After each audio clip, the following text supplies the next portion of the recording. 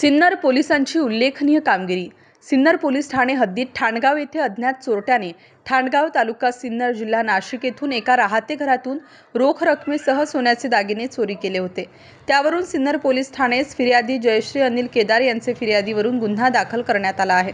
Sinnar police ठाण्याचे गुन्हे शोध पथकाचे अंमलदार सदर नावगड गुन्ह्यातील आरोपिताचा सातत्याने पाठपुरावा करत असताना त्यांना मिळालेल्या गुप्त बातमीमार्फत ठाणगाव येथे जयश्री अनिल केदार यांचे घरी चोरी करणारा चोर ठाणगाव परिसरात फिरत असल्याने पथकाने ठाणगाव येथे सापळा रचून संशयित इसम नामे समाधान भाऊसाहेब काकड वय 23 वर्षे यास ताब्यात घेऊन त्याचेकडे विचारपूस केली असता त्याने जयश्री अनिल केदार यांचे घरी घराचा दरवाजा उघडला असता चोरी केली असल्याबाबत कबुली दिली आहे। तसेच सदर आरोपीकडून 40 ग्रॅम 20 मिली वजनाची सोन्याची लगड किंमत रुपये 3,57,000, 19,000 रुपये रोख खात्यात, 500 रुपये दराच्या चलनी नोटा, 19,000 असा एकूण 3,76,000 रुपये किमतीचा मुद्देमाल हस्तगत करण्यात आलेला आहे।